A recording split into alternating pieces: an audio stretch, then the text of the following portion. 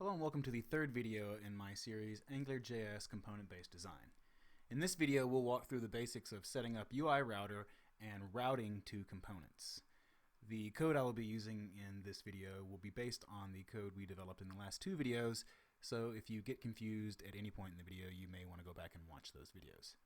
If you'd like to follow along with the code that we have, then you can download that code at the link mentioned below.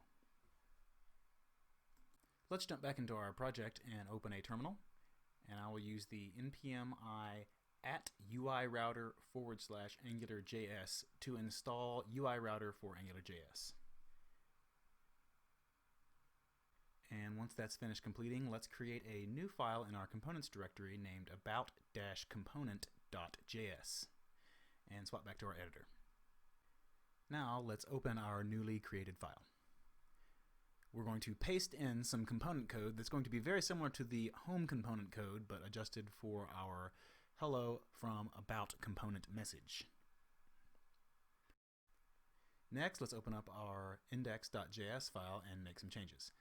We have imported the about component and registered it with our Angular component demo module. Next, we will add a configuration to our module, which is a function that allows us to configure our UI route provider.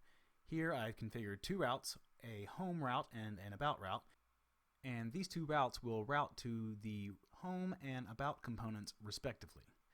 Next, let's open up our index.html file and make some changes. You'll notice that I added a base tag which tells AngularJS where to start routing from, and replaced the home component with a UI-view tag which UI router uses to route URLs to components. The last thing we need to do is open up our webpack.config and edit our dev server. We'll be adding a tag named history API fallback and setting its value to true. Since there is only one index.html file, trying to route to a different location will cause a 404 error.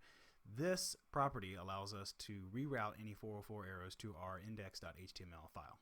With these changes made, let's swap to a terminal and let's build and run our application.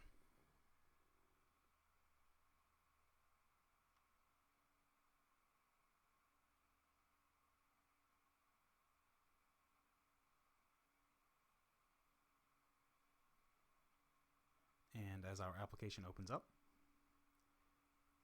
we have hello from home component, which is what's in our home component. So now let's navigate to our about component. And as you can see, we have hello from about component, and that is what is inside of our about component controller.